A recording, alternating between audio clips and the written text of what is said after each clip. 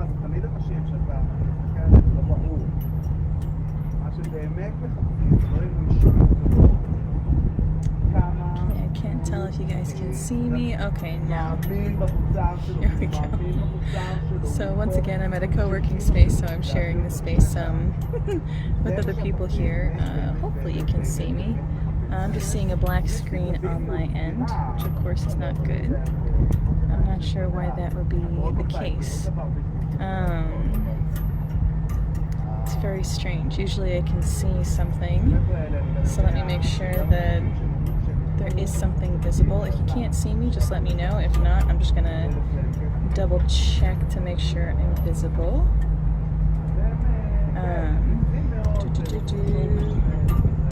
Okay, I am visible. Hi guys. Okay, good, Sabrina. Thanks. Yeah, for some reason I can't see myself, so that's very strange. Anyways, I'll just keep rolling with it. If you can't see me, just let me know. If not, I'll just assume that you can. So, alright, so today is Tuesday. Like every Tuesday, I'm doing a live. Today I actually have a little bit of a incidental co-host in the background, one of my Hebrew-speaking co-workers here at the WeWork place. That's okay. Anyways, we were talking about writing good headlines today. Something that has always surprised me is that how important it is to write your headline and how much people forget to put emphasis on it or to take their time with it. I've seen this statistic everywhere. It's very common. On average, 8 out of 10 people will just read your headline, but only 2 out of 10 will read the rest. So what that means for Facebook, for example, that means that basically the first 3 lines of what you post will be visible, but not the rest of it. So what you put in those first 3 lines on Facebook, or for example for this Facebook video in the title, it matters a lot. You got to put a lot of punch into it to make it work. But there's lots of, it's something that everyone's been aware of for a long time. There's lots of formulas and ways to take care of it. So hopefully you're enjoying me in my giant like nest chair. This is a big reason why I love sitting up here on the roof. I hope that amuses you. Anyways, I want to help you guys write compelling headline content, because if people don't go past the first couple lines of what you write, they won't get to know you, they won't get to your offer, they won't know that you're an authority. You want to get them past those first couple of lines to really get into this stuff that you've done, you know, hard work writing to help them get to know. So anyways, there's lots of general principles. As we go through it, I'm also going to give you specific examples that if you're a bookkeeper, you can take and apply to your business right away and just personalize it. So the first thing that you need to do is you need to promise a specific and interesting benefit. I say this all the time when it comes to what you write. Don't talk about yourself. Don't talk about your accomplishments. Don't say I, try to say you. Talk to them, give them what they want. Talk about how you're saving them time. Talk about how you're making their life easier. Things of that nature. Make sure that you're promising something specific and that benefits them. When you talk to everyone, you talk to no one. So don't be afraid of like leaving people out. You have an audience. Speak to your specific audience. Figure out what they specifically need. So talk about how they can like save an hour a week with their bookkeeping or something like that. Stay credible. Don't do clickbait, in part because Facebook will get on your ass if you use clickbait. So a way you can stay credible if you're trying to say like always save time, it's just like here's something that will almost always save you an hour. So it's a way of, it actually makes you sound more credible, helps people click through. I'll get into more examples here with that in a second. It's really weird that I can't see myself. I'm used to seeing myself as I interact. It's fine, bear with me. Another important thing to remember, and this is something I see that bookkeepers have a hard time translating and doing, you're going to have to use emotion. You are going to have to help people feel the benefit of what you do. You're going to have to appeal to their emotional needs that are related to your services. You're going to have to use emotional words. Now the good thing is, if you just take 5 seconds to Google, you know, like powerfully emotional words, you'll come up with lists of 100 words like that. It's super easy. The things that you want to tap into, like for example with money, free is a really powerful word. Sale, profitable, affordable, valuable. Find a way to add those words in. If you want to touch the emotional value of like being scarce or exclusive, that's a powerful emotional thing to tap into. say that. Say like, like, okay, last chance on this offer, 3 secrets to improve your bookkeeping and make it easier, things of that nature. Also, people want things that work, that they're quality, so tell them this is a helpful thing, this is a quality thing, it's approved, improved, it's guaranteed, it's reliable. Those are the kind of words I'm talking about. Once again, you can Google and find a bunch of lists on that. So once again, when it comes to tapping into those emotions, you want to tap into things that, like, we have, like, emotional needs. All of us have, like, pretty common emotional needs. It's very much getting into those, like, human things. So, for example, it could be feeling appreciated. It could be feeling accomplished, feeling safe, feeling part of the community. So when you have this exclusive, post about, like, like, I only have 3 more spots, you're saying, in that phrase, you're saying something like, I have a community, I only have so much more space left, I want you in that space. It really touches into a lot of those emotional needs. And once again, you're trying to target it to the people that are in your audience. So think about the highest emotional needs of, say, like a high schooler. A high schooler wants to belong, but probably feel belonging in a different way than your adult professional clients would want to. So try and think about what the emotional needs are of the person you're talking to. Once again, this is all the same stuff. Every week I feel like I say just, like, similar concepts recycled in different ways.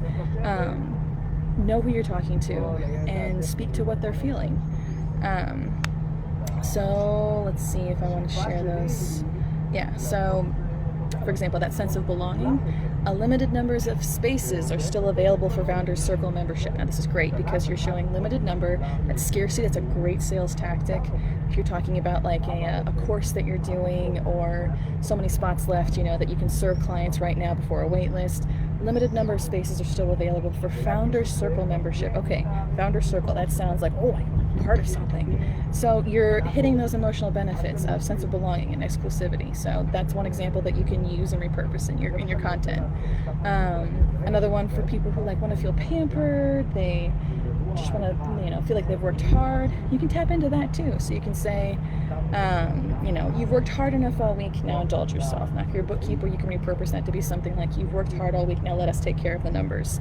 And so you're giving them that feeling of, like, okay, I want to be taken care of, I want to be pampered. That's an emotional benefit. Once again, it's kind of a broad thing, but it's thinking of what people are feeling, right? Another one would be, this is another good example for you, is how to survive and, yes, even thrive in a recession. So that's an example that you can take and repurpose. So once again, what's an emotional benefit there? Financial security. People want to feel financially secure, especially right now. Remember, don't overpromise, don't be shitty and do clickbait, don't do that. But if you can give them something that will help them with that, do it. Make it clear that this is what they're getting. That's something that would make me want to read. And then how to survive and thrive. Thrive is not just having just enough, it's going beyond. I want to have more than just barely enough. So you're hitting that desire for wealth and for comfort too. So that's what I mean when it comes to, like, that emotional stuff. So make sure to hit emotions. People buy with emotions and support with reason. Don't forget that. Another thing that you can do is when you're posting these things, this works very well for me, use quotations. So, like, when I want to show that I get certain results, I'll share a quotation of a testimonial. And that dialogue really gets people's eyes. I mean, think about, like, the last novel that you read. It's pretty common for the beginning of the book to start right into dialogue or right into action. They get straight to the point. It pulls us in. It starts the story. And also, people would rather hear what other people say about you than you. They trust other people more than they trust you. So if you're trying to encourage people to sign up with you, share a quote from someone else. That brings people in. You've given this authority from someone else that what you say next has some weight. So use quotations at the very top, and then go into the details of your offer, your services, your specials. Use the quotations. Another thing that's really common in blog outlines especially, but also in headlines, is use numbers. Numbers are great for a lot of reasons. It gives very clear, concrete, like, layout. Okay, this is what I can expect. I can expect, 4 points. And also, in the world of the internet reading, it's skimmable. You're not going to be reading, like, or writing a long Dickens novel. Like, it's just like, you want bullet points, you want numbers, It helps people know how much time is this going to take me, how can I get the most out of it super fast. People spend less than a minute reading stuff sometimes, so make it so that they get the most out of it in less than a minute. Numbers 3 and 5 are really good ones for posting content. I talked about 3. There's a lot of reasons why 3 is a really good number. And you can put that right in the title, 3 ways to automate 3 ways to automate your bookkeeping today. 3 things you can do to save time with receipt entries, stuff like that. And another important thing is, okay, so you remember how you went through school and they talked about like the journalism questions, like who, what, where, when, why, stuff like that. How is an important question and why are both important questions. They leave this curiosity. So that's what you're trying to do. You're trying to make people curious through your headline.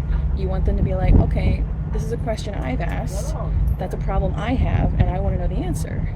So people want to know what's in it for me. So in the question, let them know this is what we're talking about. So a good example is like that famous Dale Carnegie book, How to Win Friends and Influence People, right? It's right there in the title. How to Win Friends and Influence People. And it's just like, oh, well, I want to influence people, or I'd like more friends, or whatever. That's how it's used in that very succinct way. And I know sometimes bookkeepers are just like, my content isn't sexy, I don't know how to make it interesting. Here's a really good format for you. So if you're listening to this as a bookkeeper, how to blank that blank. And by what I mean by that is how to insert boring task. That could be reconciling, balancing your books, running reports, whatever it is. How to insert boring task that leads to blank rewarding benefit. So for example, it could be something like how to get a mortgage that saves you money. So even if you feel like I don't have something sexy, people want benefits. They're coming to you not to be entertained with salacious news about affairs or whatever. It's not what they're coming to you for. They're coming to you because they know that you can help them solve financial problems. So show them how the boring things that you do, or the things that, may feel boring to them, this is how it saves you money. This is how it saves you time. This is how it increases your profit. So for example, a good headline for you might be how to turn your bookkeeping reports into profit for your business. So once again, how to boring task into rewarding benefit. So take that, repurpose it as you need to. And then lay it out for them in 3 points. You can always combine the 2 things. So like example, 3 ways to do it, stuff like that. Okay, and then, all right, so I promised you, and I've already been getting into like some of the examples, but here's some more specific examples just for bookkeepers that you guys can take and use, steal away, use it, repurpose it. I know that coming up with content ideas is the hardest part, so I want to keep trying and give you guys more ideas as much as I can. So, okay, here's some classic forms of titles. These are tried and true, marketing tested titles that you can use. One of them is who else wants blank. So who else wants, either to avoid a pain or have more of a benefit. So for a bookkeeper, that could be something like who else wants to stop worrying about tracking their expense receipts. Make that your first line, and then go into a value post talking about tools that you use, a link to an article, but you have their attention from the headline. You get them to go from the headline to the rest of your content. That way they can get to know you, see that you're an authority, be helped by you. So that's one. Who else wants to blank? Another one is, here's a method that is helping blank to blank. So here's a method that is helping someone to do something. So for a bookkeeper, that might be something like, here's a method that is helping small businesses increase their profits. So you're being very, very clear. Here's a method that helps a specific set of people get this benefit. Once again, we're all about benefits. We're all about talking to specific people. These posts aren't about you. You want to let your audience know how it's about them. So here is how this method helps you get to this better place. So use that. Another thing that you can do is people like, having like secrets, tips, things not everyone knows. So you can repurpose something like little known ways to blank. So once again, if you're a bookkeeper, do something like little known ways to automate your business bookkeeping. Once again, you can throw a number in there to make it compelling and concrete. 3 little known ways to automate your business bookkeeping. Even list them out in like quick bullet points. You're solving a problem quickly. You're showing them the benefit right away. It will work. It's enticing. One more for you, and then I'll start wrapping up here. Yep. I had to look at my notes to make sure I was at the wrapping up point. Anyways, so one more that's really effective. Little known ways to blank, which I just told you about. So actually, the last one is, here's a quick way to blank. People don't want to spend a bunch of time solving problems. They want it taken care of quickly, and they want it done. So here's a quick way to solve blank. So as a bookkeeper, you could say something like, here's a quick way to save an hour a week on your bank statements. Here's a quick way to, I'm trying to think of another example, but you get the idea. You are, once again, you're promising something of value to them. Here's a quick way to solve it, and then you solve it. This is a really good thing to do. But once again, you need to have these headlines to make sure that they click through and see what you're solving for them. So those are some examples that you can take and repurpose. Some of my favorite headline methods on Facebook specifically, because Facebook is a little bit different than, like a blog post or an email, because you have a couple of lines that people see. It's not just a blog title, it's not just a link, it's not just an email subject line. You get a little bit more play, not a lot, but keep in mind 3 lines. Like I went through and actually checked like a lot of recent posts of mine. It's not a word count, it's basically 3 paragraphs. So after you hit like, the enter button, that's how it counts as the next line. So once again, I love opening up with a quote. It's an easy way to share testimonials and get people interested in.